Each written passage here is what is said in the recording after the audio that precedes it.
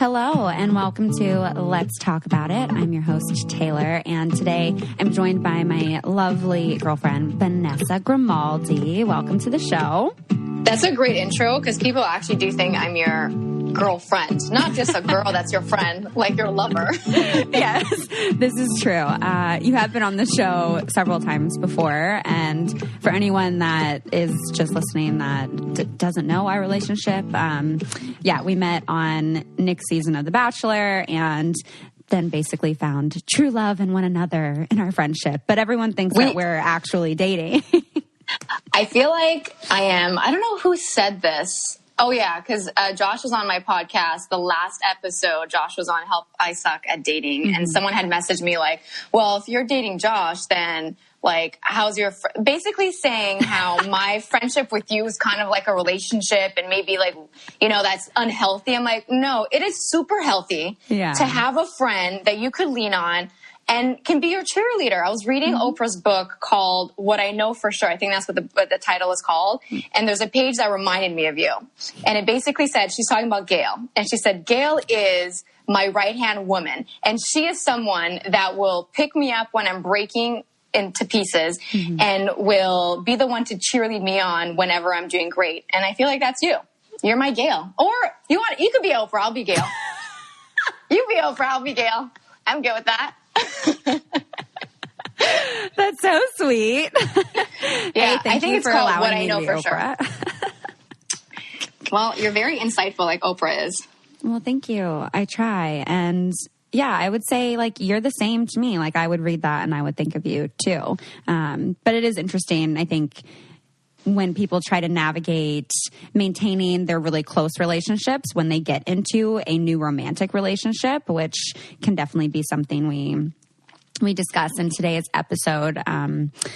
So you're on today to kind of discuss a few different things that we'll get into this episode. One of them kind of being friendship and maintaining new romantic relationships. Another will kind of be discussing, you know, living life publicly on the media and how you kind of balance, you know, your own mental health and taking care of your own well-being with also, you know, being basically a social media influencer and kind of what it's like to be in this Bachelor family, like the real version of what that's like, a very vulnerable, authentic, you know, description of what that experience is like for both of us. And then we'll also answer a few Bachelor questions. It's not usually a topic I discuss on this podcast, but I know that some of you have been curious about a few things, and I haven't really addressed certain things. So thankful to have you here today with me to help me feel a little bit more comfortable in addressing these things that you know, sometimes I would rather just keep to myself. Yeah, or between us. Or between us. Yes, definitely. Well, so for those of you that also don't know, Vanessa hosts a podcast called Help I Suck at Dating with Dean and Jared, who are also from Bachelor franchise. And, you know, I'm curious, kind of, you've been doing that podcast for a while now, right? That's like over a year? Yeah, it's a little bit over a year. A little bit over a year. And it's interesting because I feel like I'm not really part of the Bachelor bubble. And we don't really talk about Bachelor-related things. Every now and then we will. Obviously now Dean is on Paradise, so we're going to be talking about that in the next couple of episodes when Paradise starts to air. But it's interesting whenever I have people come up to me asking me, oh, are you watching the new season of The Bachelor or Bachelorette? And a part of me is like, I feel so guilty saying no. Yeah. But it's not because I don't want to. It's because I still have a little bit of anxiety whenever it comes to watching the show. Yeah. And that's not to say that I'm not grateful to have done it. I'm extremely grateful for the life that I have now, extremely grateful for my friendship with you, grateful for the relationship that I had with Nick. Unfortunately, that didn't work out, but fortunately it didn't. And now I'm with someone, I'm in a new relationship. With me. So with you, exactly. So everything all ends up working out and everything ends up, it's cliche, but everything does happen for a reason. So I think it's the way you want to view life. If you want to view life in a negative way, then everything around you is going to be negative. Your experiences are going to be negative. And I think at one point it was like that for me. It was highly, you know, we put ourselves out there on Instagram. We put ourselves out there through our podcast, and you feel so much closer to people through social media. And even me, sometimes I'll bump into someone. I'm like, oh my God, like, how was your vacation? And I only know about this because I saw it on Instagram. And you become that much closer to people through social media. But at the same time, there's that level of privacy that kind of is stripped away. And it's finding that balance. Like, what do I keep private? What do I not keep private? Well, I think an interesting point here that I kind of want to point out, because I see a lot of people do it in many different instances, but especially, you know, in this kind of media work where anytime someone discusses where this is a hard thing or something that you've struggled with, to almost immediately combat that with, but like, I'm grateful, but like, I'm really grateful. Right. And I think it's interesting how we try to almost like cover that up with like, but like nobody be mad at me for saying that this is hard, please, because no, I am really grateful. And in a way it can be somewhat dismissing of, you know, those tough feelings that you are having. And that I think it's important that those are also very valid. And I think, you know, especially when there's many layers, even when it's specifically discussing anything Bachelor related, of, you know, not wanting other people from the franchise to get upset at you or think that you're, you know, looking down on them, or if it's, you know, not wanting to upset producers, or whether it's not wanting to breach a contract and not wanting to upset followers to make them think that you're, you know, ungrateful for this supposedly very glamorous life that you live. So I just want to, you know, address that, because I think even for me sometimes, you know, like last night I shared on my Instagram, people were just kind of like asking how ads worked. And this actually really cracked me up that I had shared, you know, that like, yeah, I had car troubles. And so like prepare for some ads because like I have $3,000 to pay for my car. And so then I was posting, you know, 2 different ads this week, and people were messaging me like, girl, I'm just swiping up on this. I don't know if this actually helps you or not, but I'm just swiping up, girl. Like, you pay that mechanic. And I was like, oh my God, that's so sweet. That is really sweet. And then people were like, I don't know if the swipe up actually help or not, or like what are like they actually looking for. And so I was like, I didn't think I'd ever have this conversation on here, but yeah, like partially it's the swipe up, the numbers, but partially it's also like how many people use your code and how many downloads and purchases are made. And so I was like, it is kind of a numbers game. And then I went into this conversation where like, yeah, it is kind of a numbers game. And when you think about it, it can actually be really damaging mental health wise. And like, not to say, again, that I'm not grateful for the opportunity to have these partnerships with people, but that it also can be really shitty to your self-esteem. Well, the problem is we quantify life.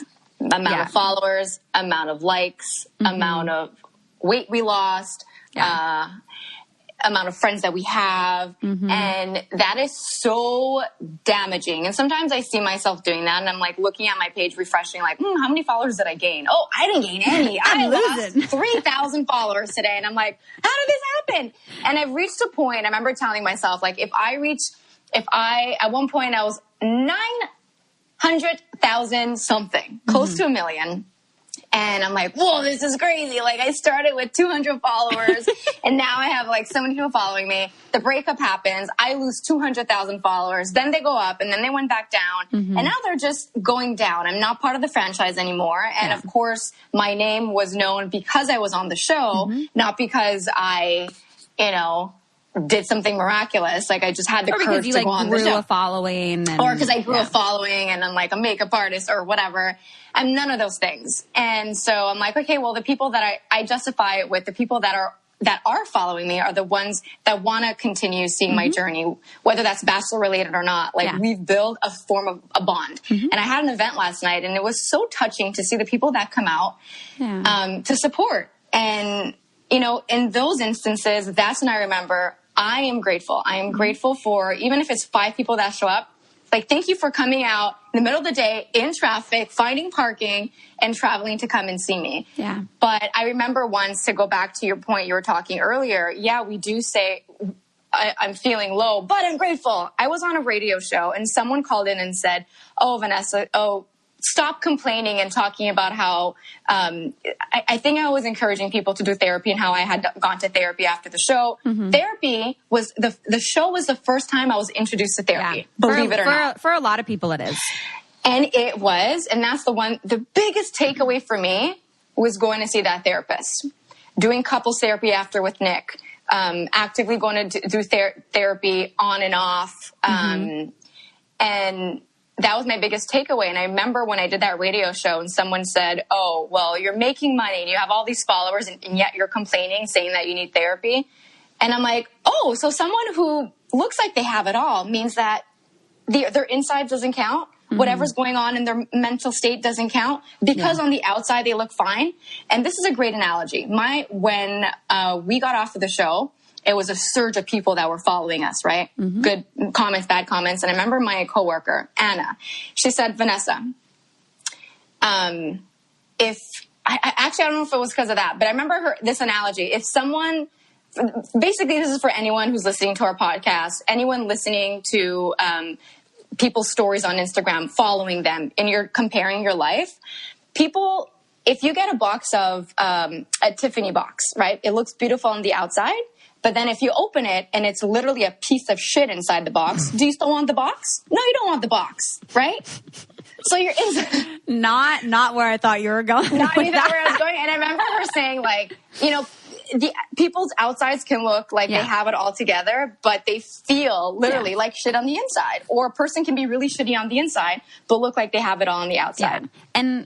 And I think that also kind of, you know, that person's comment goes to a lot of the almost dehumanizing that happens to people that are on TV, especially in reality TV, that they are kind of expected and have these different expectations kind of placed on them as to how they should be and, you know, what character they were on whatever show they were on, to where when you do show those vulnerable things, it's like literally gives people like a visceral reaction where they want to like shove you back in that box and be like, no, like you don't get to be like that. Like you're my entertainment, like, you know. Yeah. And whenever whenever I talk about my relationship with you, it kind of makes me sad that I have to justify that you're just this amazing person that wasn't portrayed. Parts of you were portrayed on the show, but your incredible, selfless, thoughtful, generous, giving side, that's you. That's the only version I know of you. Yeah.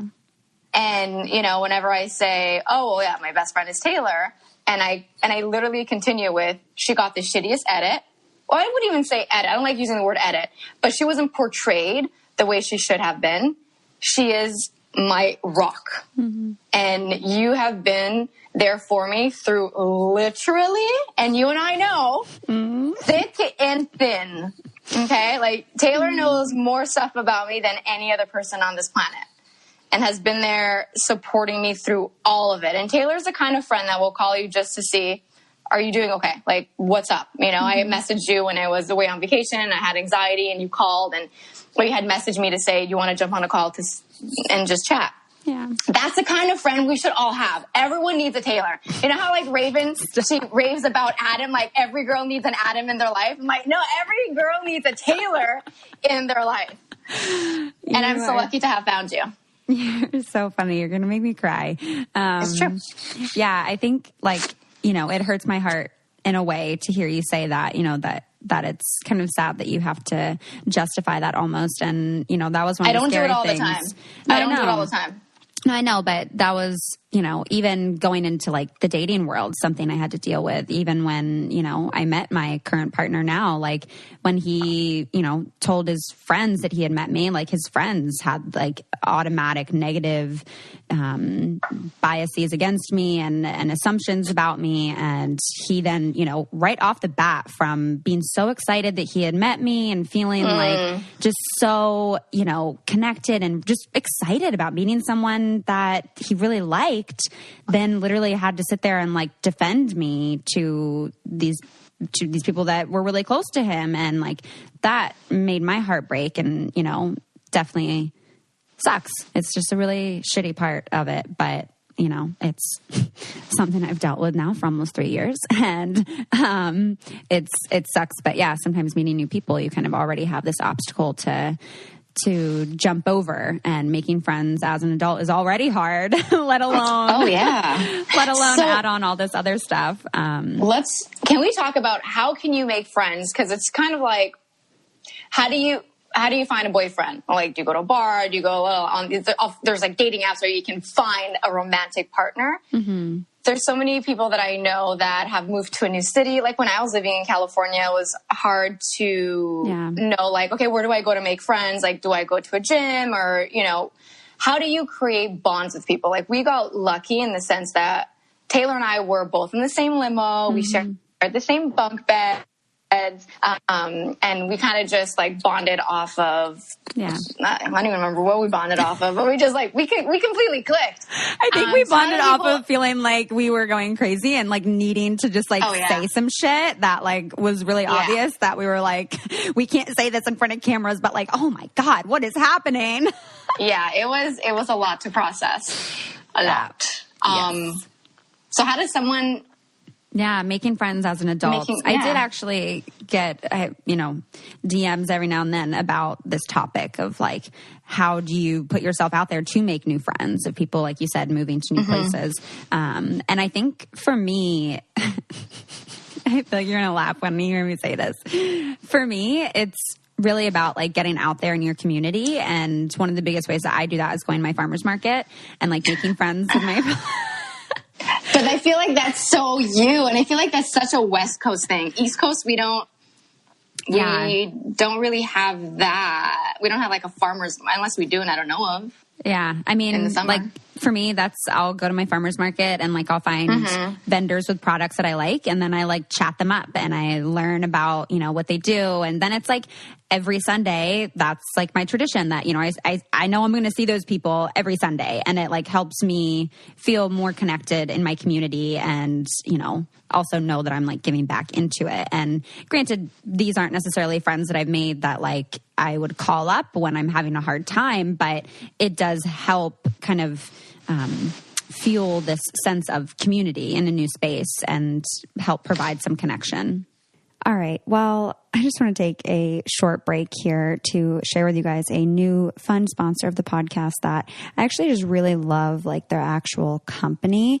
So I want to talk to you guys about Bombas, which is a sock company, and Bombas is actually like the Latin word for bumblebee. And so they really looked at like the altruistic nature of bumblebees and how they work together and do a lot of giving in their company themselves. So for every pair of sock that they sell, they then provide socks for a homeless person. And kind of how the company was even started in the first place was the fact that they read a statistic that socks are the number one most asked for, product or whatever from homeless people, that's like the most needed thing that they're looking for. And then they became obsessed with socks. And I love the company, A, but B, the socks themselves are like literally the most comfortable socks in like the history of feet. They are actually made from like super soft natural cotton.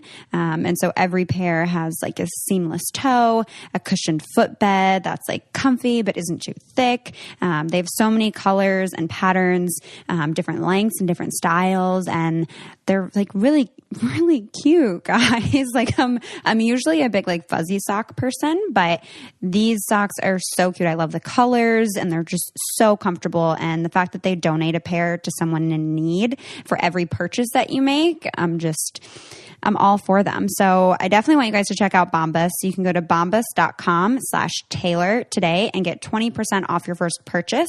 That's bombas.com/Taylor for 20% off. Bombas.com/Taylor. So make sure you guys check it out. And now we can get back to this super fun conversation. I remember when I had first moved to LA, we were walking in West Hollywood, and you're like, girl, I can't wait for you to start your own community out here. Yeah. And I remember thinking that was my goal. I want to start a community out in LA.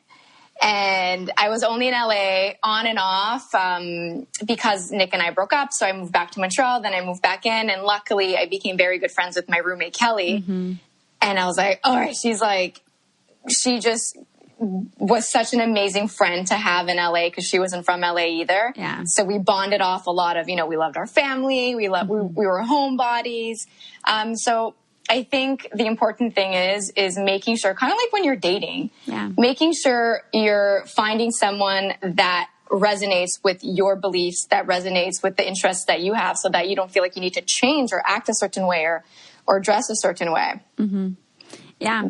Yeah. I think, especially when you move to a new place, I know one thing that's helped for me, just moving around as a kid and everything, that in a way, taking those first few months to kind of reflect and be by yourself has been helpful. In some ways, it was kind of forced, and I didn't really have that option. It was just, I was a new girl and didn't really have any friends.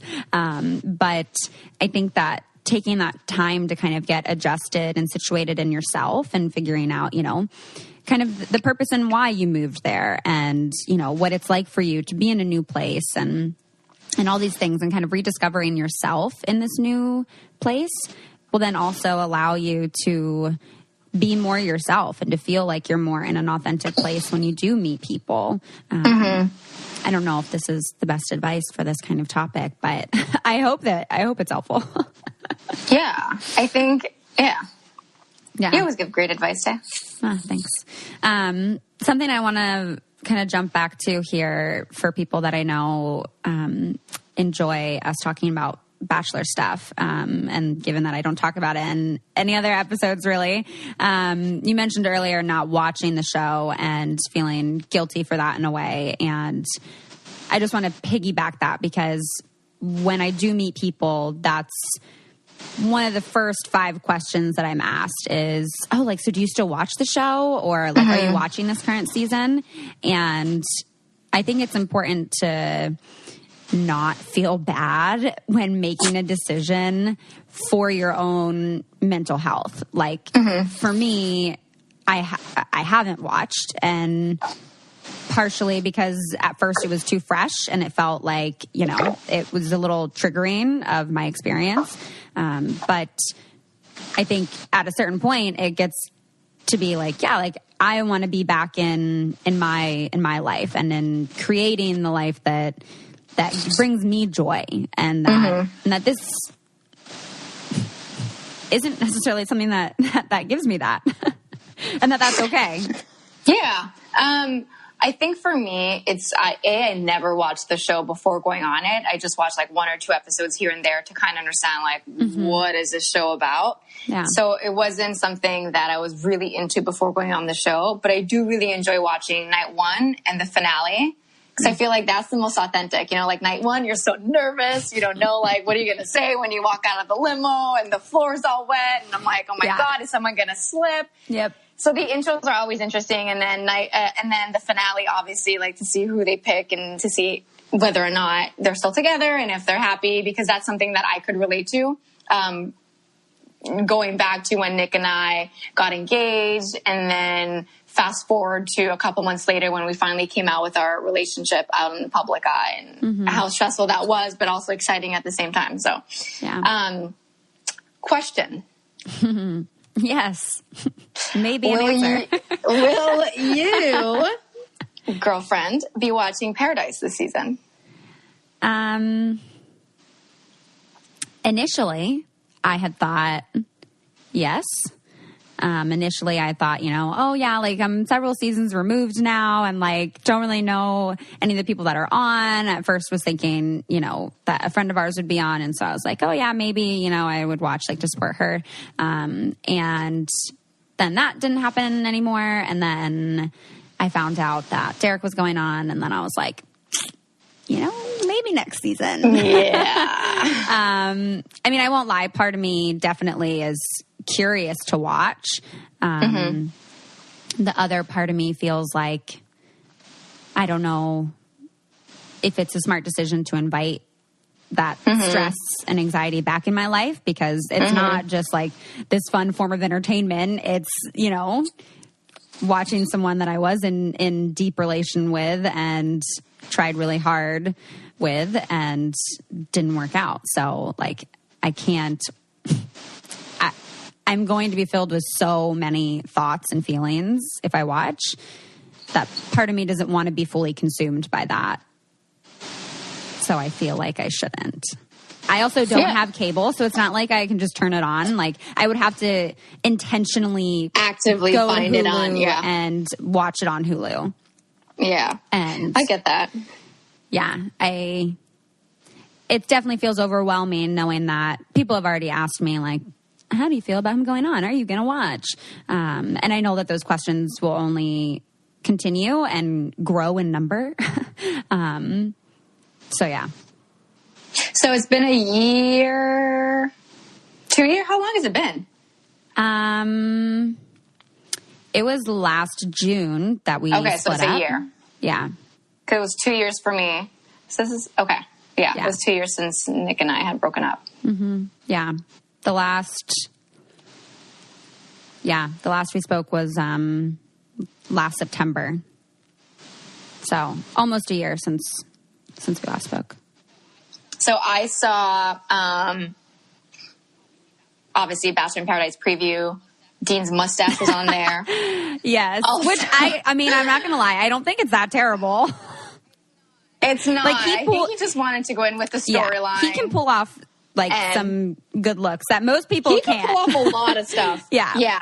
Dean's got swag. Dean's got swag, although he doesn't think he does. He really does. But there was also part of the preview, and this is not a spoiler, it's a preview. There was a part where you see Derek crying. Mm-hmm. Do we know why Derek is crying in the preview? No, but I have a guess. And God, that cry was so familiar. It was so. It's so strange. It's so strange. Did it bring you back? It does. It takes me right back to that.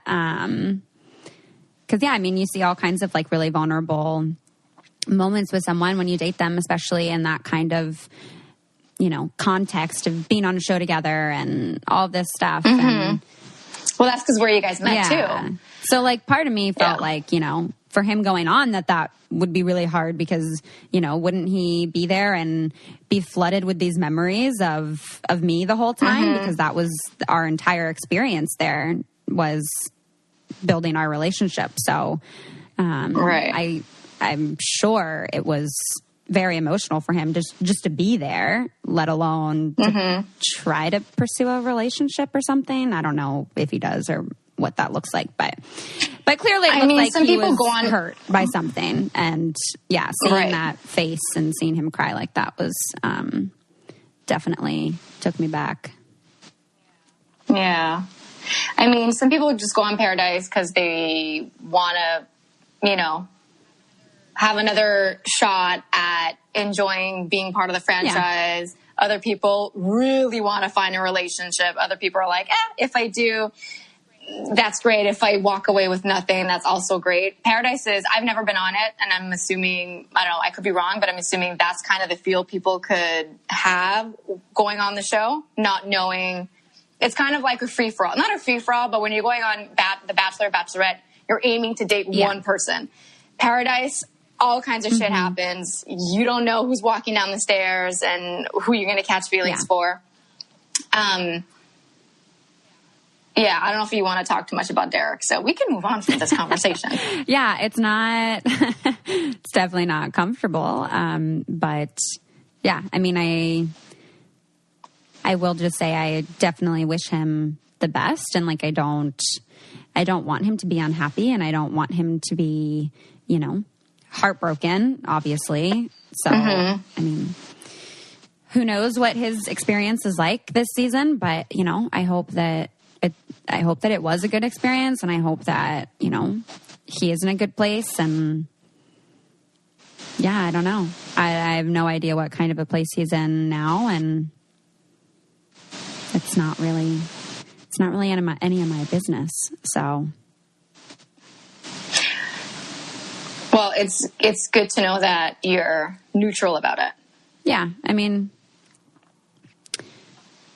I don't have any control over what anyone else does or doesn't do, or does or doesn't say. And, you know, I think our breakup was really, really difficult. And yeah, it was very, very hard. And especially being in the public eye, it makes it, there's that extra layer of lingering feelings, or do we break up now, or do we break up later? Do we give it an extra shot? Yeah. And there was, I mean, I feel like in so many relationships that's the case, even when it's not public. But yeah, you know, there is kind of this added pressure, it feels like. And that for me was always like my biggest thing was like, don't put pressure on me. Like even, you know, when we first started like connecting on Paradise, I remember everyone was like, oh, you guys are like the next Jade and Tanner. You're the next Jade and Tanner. And I remember being like, shut up. Like, don't you dare put that pressure on me. Like, I am here. Because then if you don't live up to the expectations. Yeah, and it's like literally like the first night that we've like just talked. Like, it's just the fact that we were talking was like, oh, Derek and Taylor. And I was like, no. Like, other like new people coming and people being like, oh, no, like Taylor's with Derek. And I'm like, hold up.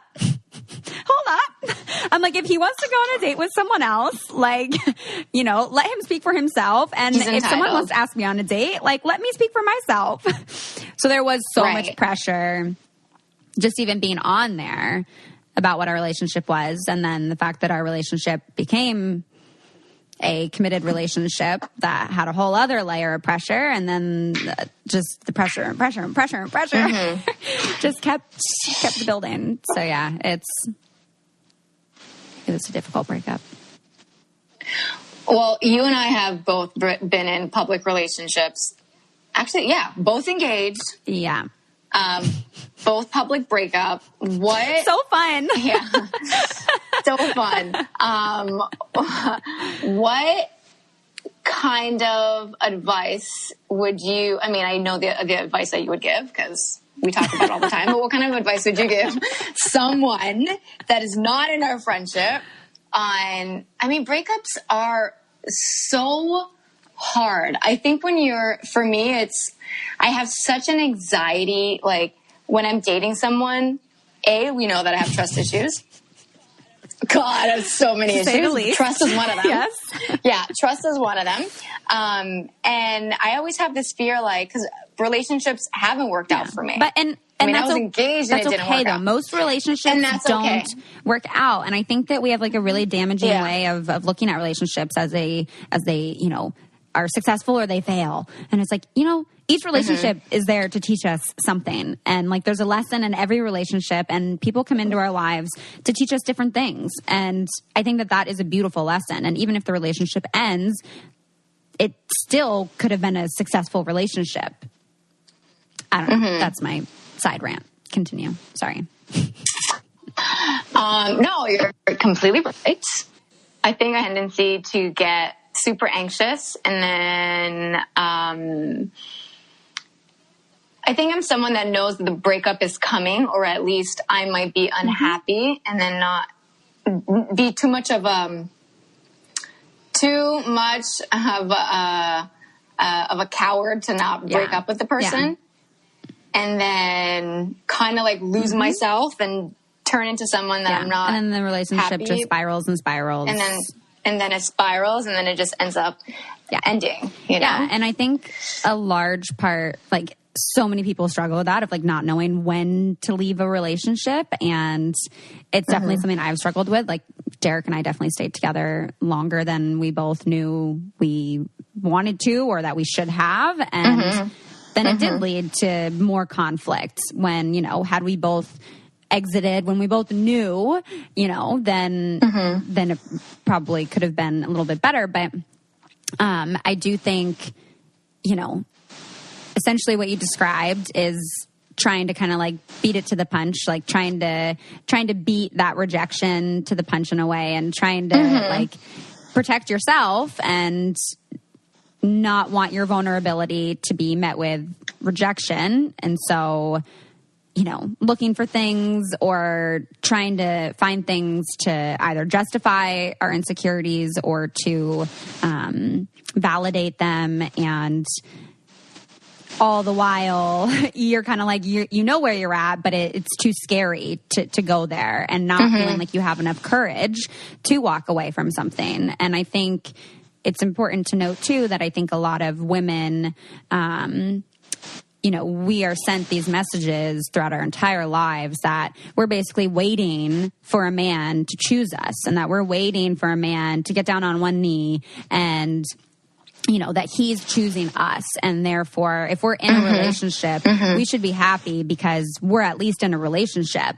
And then when you're not, like, you experience way more judgment and shame than the guy ever does, because it's looked at as, the woman wasn't good enough for him. And so, like, he had to break up with her is usually the schema that people go to. And I think that's one of the reasons why we often don't have the courage to walk away from something when our gut tells us it. And then, like you said, we lose ourselves. We, become extremely unhappy. We then end up just in a relationship where we're both hating each other. And then it has to end because of something bad has happened. Right. I think it's also, we tend to, I'm just saying people in general tend to focus on the other person's energy and their reactions to things instead of I know I have a tendency to do this, instead of taking a step back and thinking, okay, what is it that I need? What is it that I want besides this person in my life? Like, what is it that I need? And focusing your energy on the things that you deserve, as opposed to putting all your efforts and energy into getting a reaction out of someone, that being your partner. You're frozen on my screen, by the way, so all I see is you like this. I had a sassy look on my face for a second because just as you're saying, of checking to see like what your needs are, I just was hit with like, yeah, and you know what? Like, why are women's needs not prioritized or made to be important in relationships? Yeah. I feel like, okay, we are emotional beings. We are the ones that carry, we have babies that we bring into this world. We have babies that we bring into this world. So I think we have this natural ability to be more emotional and we have this intuition. And sometimes it's hard to decipher, is it my intuition telling me to feel this way, or is it my crazy side telling me you're being paranoid? So sometimes it's having to just like take a moment, and you tell me this all the time, like just take a step back, take a moment to yourself, and like have a little bit of distance between you and the person that you're dating, to just like breathe, get recentered, and refocus on what it is that you're arguing about or talking about, or don't see something that you don't see eye to eye on. And I know that has been a struggle of mine as well. God, I sound like the worst person to date. I'm like, I got trust issues. No, it doesn't make you the worst person to date. It just makes you a person. It just makes you a person. We all have our things, and we all bring things to a relationship, and some are just more apparent than others. I want to ask you how you know when it's something you should walk away from. Like, is there a moment when you know? Like, doesn't have to be specific to like any relationship, but that's a great question. I think I'm the type of person that won't give up super easily. I'm someone that will like to walk away from a relationship knowing that I tried everything I could to make it work. Whether that is me putting myself in my partner's shoes, me being empathetic, doing couples therapy, and I think it takes a stronger person to be like, okay, let me figure this out, instead of, oh, this is too much work. Because relationships are work. My longest relationship was 2 years. People who've been married for 20, I'm like, oh my God, what is the secret? Please tell me. I need to know. And everyone says the same thing. it takes a lot of work.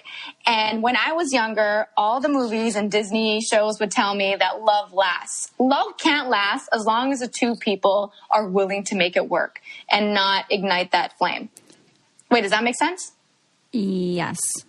That love can last as long as those people can put in the work. Right, exactly. I think,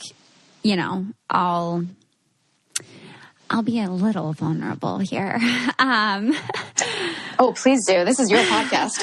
I just had in one of my own therapy sessions, actually yesterday, of talking about, the work that we put into relationships. And I'm definitely someone very similar to you where I don't want to give up. And I feel like I want to try everything possible in all of my relationships before making that decision to say, okay, I don't think that this is going to be something that I want long term, or that I don't think that we're good for each other, or it's not the right timing or whatever. And being that I am someone who enjoys doing personal work, who enjoys, I know those skills, I have that education, and I, think it can be really exciting sometimes to do that work and to have those conversations, and that perhaps sometimes, and something I'm still processing, of realizing that sometimes there is a line of where it is too much work and where it does become unhealthy because the work is overwhelming and the work is one-sided and the work is too deep sometimes, or also where the work sometimes there isn't the time for it, and that there's all these things. And so while you might want to stay in a relationship because you want to make sure that you've done everything you could, when do you then know that you've done everything and that you've worked as hard as you could? And I think you just feel it. I think you kind of just know I've reached my limit. Like I just can't. You just feel like you just can't give any more of yourself to the relationship or to your partner. And that's okay. And that's when it's time for you to walk away. And listen, some people do it for, some people just stay in an unhealthy relationship, and unhealthy doesn't mean that it's abusive, or it just means that they're not meeting your needs. And it doesn't make you a needy person, because I've been told sometimes when I dated a guy like, oh, you're still needy. I'm like, no, my love language is words of affirmation and affection. And if you're not giving me those two things, I don't feel like I'm wanted. Yeah, and I think there's, a difference. Oh boy. I think it is very important to turn towards your partner's needs. And this is, all kind of language and things that I've learned from doing work with the Gottmans and the Gottman method for couples therapy, which in a previous episode, in the episode called Being a Therapist, there's also a discount code in there for the Gottman Level 1 training, which is super fantastic and I absolutely love.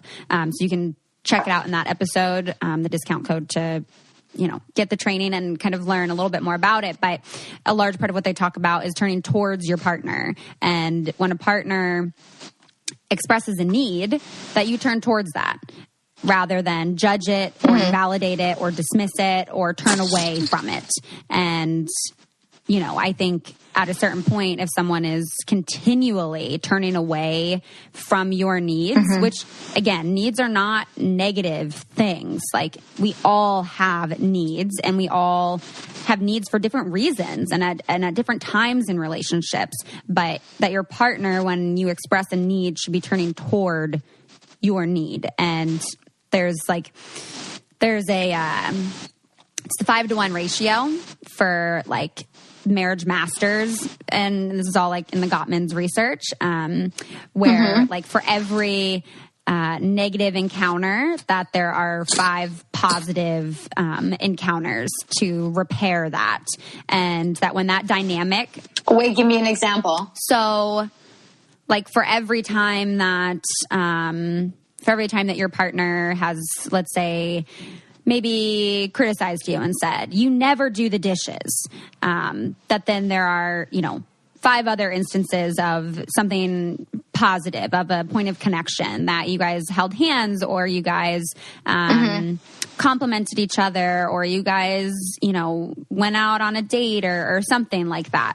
And that this is kind of like long term in the relationship too. And the important part in those, kind of 5 positive encounters, those are all kind of bids for connection that they speak about. So that's really just when you're turning toward your partner to try to make a connection. And in that, those can be different kinds of repairs. So it can be something like saying, it can be like an apology. It can be,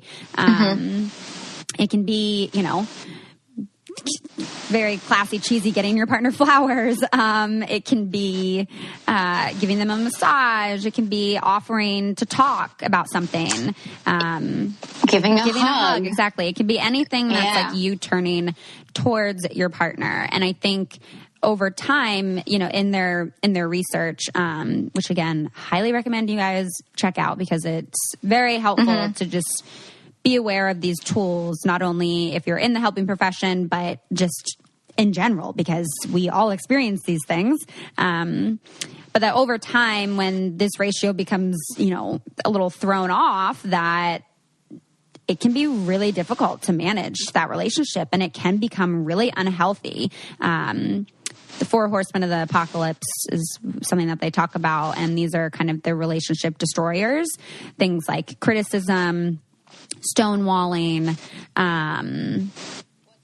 What's stonewalling? Stonewalling is like where you shut down and you like don't speak, or like silent treatment, those kinds of things. God, I'm blanking on the other ones right now, but but I'm blanking on them, but but all of their work is fantastic, and something that I try to look towards, not only in my work with clients, but in my own personal work in relationships. But it is hard work, but there is also a line of that work. And I think when you start to realize that you're losing yourself in the relationship, that's a big red flag. Yeah. There's also a fine line between, am I losing myself in this relationship, or is this a regular pattern of mine? Whenever I get into a relationship, I lose a part of myself. Because when I was in my 20s, in my younger 20s, I would completely lose myself. I would lose focus on work. I would want to help my partner excel in their career, and I would take a step back with all the things that I knew I wanted to achieve, and I wasn't putting the same amount of effort and energy. And then it's not on my partner to. I shouldn't be resenting my partner for that. And when I was younger, I was upset, because I was oh my God, I'm completely losing focus and sight on the things that I know I want to be accomplishing. And that's on me, and that's on you to hold yourself accountable to those things. And that's something that I worked on too, because I'm such a giver. And if you're dating someone who's a receiver, then you're constantly I'm giving. I am a Cancer, and I am just so I feel like I'm a hardcore Cancer. When you read the description of who a Cancer is, that's me. Where one of the things that we do struggle with in relationships is being motherly, because we do have this very nurturing personality, and totally, I have definitely had a pattern of realizing that when I'm single, I'm super independent and, just totally working my shit. And then when I get in a relationship, I focus so much more on that relationship than I do anything else in my life. And it's tough, and it feels like I'm almost betraying the relationship in a way, because it's oh, well, no, this is so important, and I am committed to this. So this is where my energy should be put, and where I want to put my energy. But of being able to take a step back and say that, I can still be showing up in this relationship in a really affectionate, caring way, but also still make sure that I'm prioritizing myself, where, my schedule matters too. And, one of the things that I would do all the time is rearrange my schedule completely to, you know, meet the needs of my partner's schedule. And I think a lot of that too, like in my episode with Jacqueline, who I fucking love. Yes, she's great. Absolutely love Jacqueline. She's such a gem. But in my episode with her, you know, we're like, she had like a very strong, you know, woman role model in her mom. And for me, you know, my stepdad was in the Air Force, and for my parents to even have a relationship, my mom had to, you know, stay at home so she could be there for him. And so to me, I'm like, that's what was modeled for me of like, you know, being available for your partner, that was super important. And so my history has been of, you know, in a way, forgetting about and setting aside the things that I want and focusing on how I can be there best for the relationship, which is something I've worked on. The relationship I'm in now is, I would say, one of the first where I feel like I'm a priority as much as I'm making my partner a priority. And so encouraging of the things that I'm doing. And there's often times where Josh asks me like, oh, what's happening with this contract or what's happening with that? And I'm like, it's so amazing that he's asking me, but I'm also so overwhelmed. And I'm like, I don't want to talk about it. He's like, you never want to talk about it. And I'm like, I know, there's just so much to do. And there's, you know, there's a lot to get through in the day. But I'm so appreciative, and I tell him, he came to Tahoe with me to record an episode with the guys, and every day I was like, I'm so thankful that you're here. Thank you so much for, you know, coming. And it was really a lot of stress getting there because our flight got canceled and delayed, and we got stuck in Chicago. Have the worst travel luck. Like, I have the worst travel luck. I know. It doesn't make sense. But luckily, when we went to Bali, it was smooth sailing. Except for my luggage. Our flight, though, when we were, except for your luggage. Yeah, that's true. Oh boy, that's probably because of my bad luck kind of like trickled rubbed off your on me. It did. Energy. But no, we should definitely do a trip again soon. It's been too long since I've desperately need to see you. I know. Me too. So I'm gonna cry. So sad. But luckily, we talk every day. At my event yesterday, a girl asked if I still talk to like any of the girls from the season. I'm like, yeah, I just got home with Taylor. I literally was curling my hair with Taylor on FaceTime right before the event. And I think, you know, I mean, it is hard sometimes because I feel like you get me so much. Like, God, I'm like so emotional right now. Girl. And the thing is, it says poor connection, so I can't even see your face. Well, good, because I'm making weird faces. But no, that like you get me so much, and that like you really have shown me such unconditional like love and support as a friend that I feel like is really rare to find, where it does feel like, you know, like we're family. And it's so different from a lot of my other relationships. And sometimes it's like mind blowing to think like, Jesus Christ, I met this girl on the fucking Bachelor. Like what? Yeah. What? Yeah. We kissed the same guy. We made out with the same guy, and now it's like, I just want to be making out with you. Yeah, right? And it's... Or maybe we have already. Dear Lord, Vanessa. It's hard because, like, you're all the way in Montreal and I'm all the way in Seattle. We literally could not be farther apart. But I think, like, managing, you know... I'm always in long-distance relationships, which is just exhausting sometimes. But, you know, not only my relationship with you, but also with my close girlfriend, Casey, who was, like, my chosen sister, and I've known her since I was, like, 5. Like, we've had long-distance friendships as well. For, like, over a decade of our friendship was long-distance. And, I mean, I think it's the one thing that helps us find connection with being long distance is we don't take things personally. I think like there are many times that I think both of us could like be offended at each other, but I think we just have such a mindset of like goodwill towards each other that I'm like, yeah, if Vanessa doesn't answer this call, or like if I don't hear from her for a few days, I'm not like, oh my God, like she doesn't care about me. Like why hasn't she called me? Like she should be calling me. It's like, oh, well, I hope everything's okay with her. Like, let me shoot her a text. And yeah. And I think also when you do have a friend long distance, make time to see each other. Whether that's once a year, you have an annual trip, and I know life gets busy. Once a year for me would be so hard if I only saw Taylor once a year. And also, if you're going on vacation, that truly tests your friendship. Bali for Taylor and I was a huge trip. She came from Seattle to Montreal, to Toronto. We spent a week in a freezing cabin. Beautiful, beautiful, campsite. But again, that was like out of my comfort zone. It's very much my comfort zone, but very out of Vanessa's. Very much your comfort zone. I have to throw out my pajamas. I don't know if we ever, do we ever talk about I think we did talk about it. I think we did. Yeah, I think we did. So, it's a great story. You guys should go back together. It's a great story. Yeah. We went to Bali, and I think we love hanging out with each other, but we also need to fill up our cup by being alone. And I understand that. I understand, towards the end of the trip, you weren't feeling well and you're in bed, and we were I think you watched like an entire season of, I don't know what it was. Yeah, Ozark.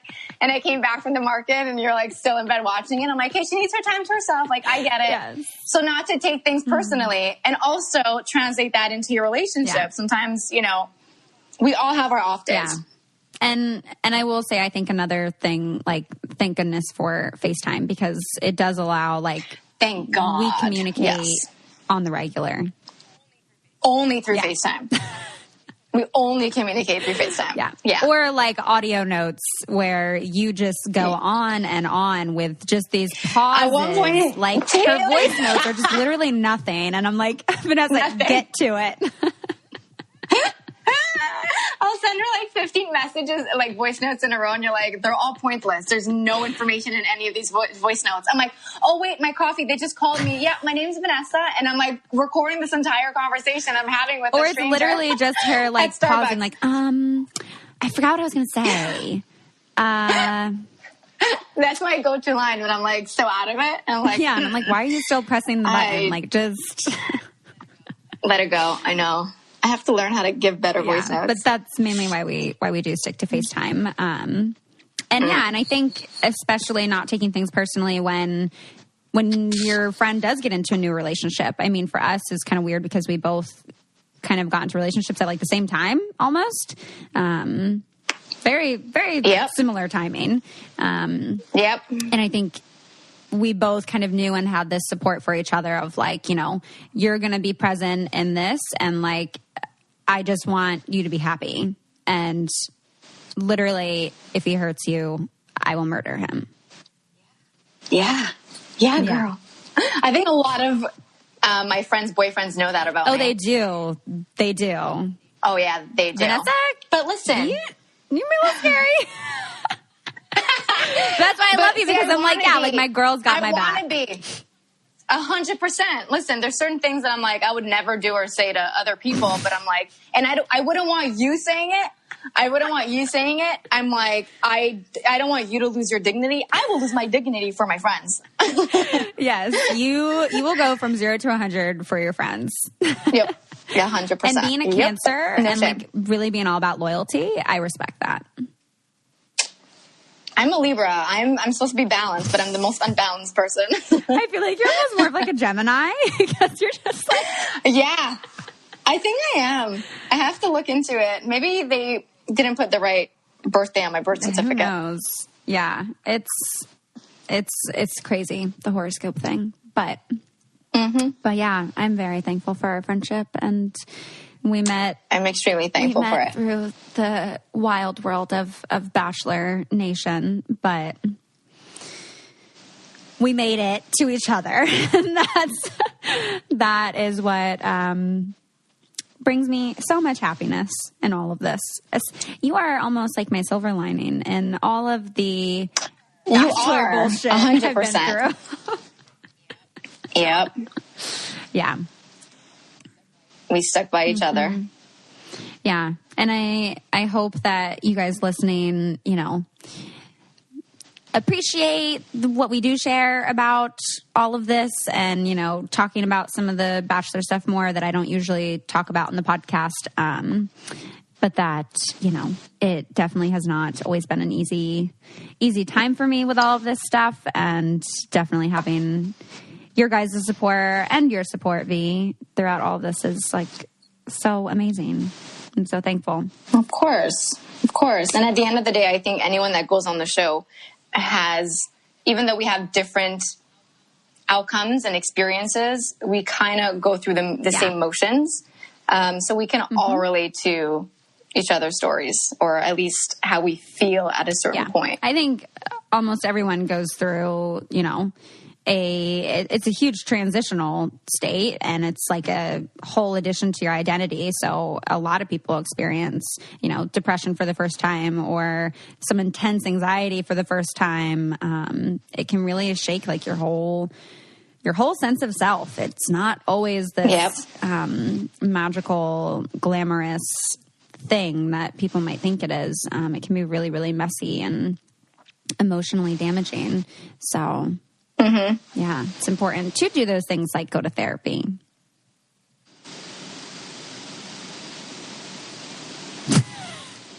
I still can't see your face. I'm just staring at my face.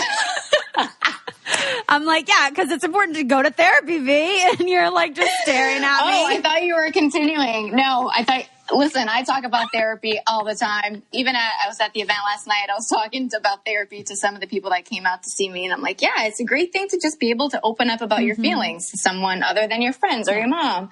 An unbiased person that can give you professional advice. It doesn't mean that there's something wrong with you. I think I'm happy that the stigma is not as strong as it used to be. But yes, there's still a stigma around it. And you don't need to be going through something that intense to be going to therapy. It's just checking in and, Oh, girl, I wish we would have talked about couples therapy, because you mentioned it with you and Nick, and I did that post recently about going to therapy and received so much shit over that. Really? Yeah, that people were like, oh, well, your relationship is doomed if you're already having to go to couples therapy and all this shit. No. Yeah. Okay, so when I went to go see a therapist, when I was with Nick, the therapist basically said that if you're coming to therapy towards the end of your relationship, this is my last resort, we got to go see a therapist. That usually means it's highly likely that things aren't the greatest in your relationship. There's a lot of work you need to put into it. And chances are you might not end up together, because you're going to realize there's so many differences and maybe resentment that you might not be able to get over. And so if you're trying to lose weight, I always compare this to losing weight. If you're trying to lose weight and you're going to the gym, but you keep constantly eating McDonald's, you're not going to get any healthier. So if your relationship is you fighting with or not even fighting, just like going through the motions with your partner and not really getting to like the root of who this person is, the root of what your relationship should be and what you want it to look like. And then you go to therapy. It's like, well, you're unraveling a bunch of things that you should have worked on from early on. So I don't like when people say those things, because it is hurtful, and you're basically saying that my relationship is not going to work out. And which, I mean, honestly, no one ever knows. No one ever knows if it's going to work out. And I know people say like, when you know, you know, but I haven't known yet. And I think that I just honestly think even when you think you know, that you really don't ever know. You never truly know the person that you're dating. And I don't want people to take this as a, what do you mean? We're changing every day. Like, I'm evolving every day. I'm learning new things about myself every day. I want my partner to learn this new thing that I learned about myself today. So he's constantly learning about me, and I'm constantly learning about him. And that's what I mean by, being able to be present in your relationship and really getting to know your partner. It takes years. It takes your whole life, because you're constantly growing separately and together. Totally. And I think I just looking at your face right now. I can't. I still can't see you, so I'm just staring at myself. I see that. But I think that it's sad for me that a lot of people look at going to therapy as like you have to be in crisis mode. And for me, you know, a large part of like my partner coming to my counseling is like allowing them to better get to know me and my life, like, and all the things that involves. Wait, you posted something on your stories. People go to see therapists with the people who aren't going to see therapy. Yeah. It's been my life way too much. Yeah. I do want to just circle back really quickly to the 4 horsemen of the apocalypse that the Gottmans talk about, because I could only remember the 2 of criticism and stonewalling. But the other 2 are contempt and defensiveness. So things like mocking with sarcasm, calling them names, mimicking them. All of these things can come up at certain times, and like that's not necessarily a bad thing, but it is very important, the repairs that come in after that. Again, with the magic relationship ratio of the 5 to 1, for every negative interaction during conflict, that there's a stable 5 or more positive interactions. One thing I will say, because I've been shit talking myself this entire podcast, one thing that I will say that I'm really good at is repairing. I don't like having negative feelings. Well, I would also say Josh is really good Josh at repairing. is amazing at repairing. Oh, 100%. Yeah. He always reaches out if ever we like argue about like whatever we could be arguing about and miscommunication. And I'm also someone that doesn't like to stay angry at someone. I don't like having to hold those negative feelings towards people. And so like if I know I've hurt someone, it takes a lot of energy out of me. And it makes me really sad that I could get to the point where I could not enjoy some of the interactions that may have happened. But I'm aware of those things. Yeah. And because you're aware of them, they're things that you can actively work on. And I do think that, you know, Josh is such a affectionate person that he is really good at that words of affirmation, that he is really able to like, even during conflict, to kind of, you know, lend that affection to kind of like bring it back a little bit sometimes. Yeah. Mind you, no one is perfect. Absolutely. We all have our things. 100%. But do also just want to share, since I have it pulled up here, that when we do talk about the 5 to 1 ratio, we already kind of gave some examples of the positive interactions, but just kind of to be a little bit more specific, doing things like being interested in your partner. So like asking open-ended questions, nodding, actively listening, doing things like expressing affection, offering a kiss or a hug, demonstrating that they matter, bringing up something that's like important to your partner, even when you disagree, intentional appreciation. Even I was just on the phone with Casey last night, and her boyfriend or husband now, actually sent her just like a random text just being like, thank you so much for like all you do to like, you know, prepare food for us and like clean up the house. Like I don't say it enough, and I want you to know I do see it and I really appreciate it. And I was like, oh my God, that was so sweet. Finding opportunities for agreements, empathizing and apologizing, accepting your partner's perspective, making jokes. All these things can kind of be some repairs and positive interactions when any of those kind of 4 horsemen of the apocalypse come up. So yeah, just wanted to share that. I love that. When Josh came to pick me up at the airport, he brought flowers, and I was like, well, you know, I'm not a huge fan of flowers, but I really he does so many like cute gestures, and he's like, I wanted to have something that was bright in your house when you come back. You know, you were gone for 3 weeks and there's like life in the house. And I'm like, that is so thoughtful. It's very thoughtful. Yeah.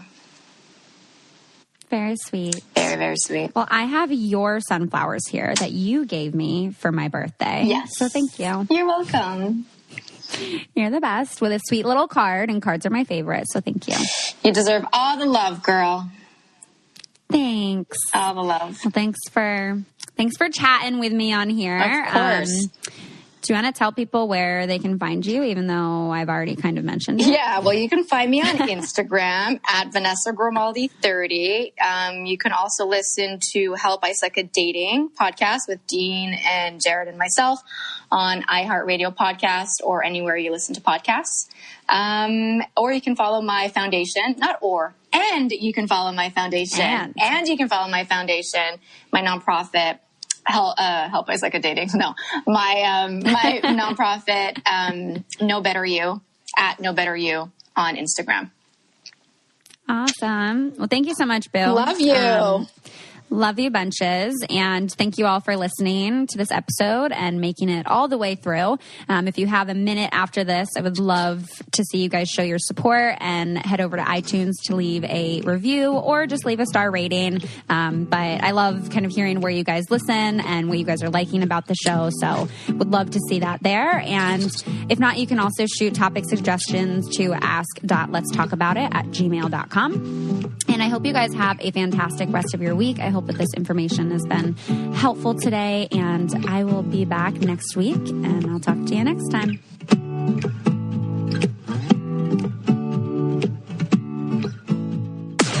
This podcast is brought to you by Wave Podcast Network. Check out all of our shows, including the Brain Candy Podcast, I Don't Get It, Coffee Convos, and Let's Talk About It.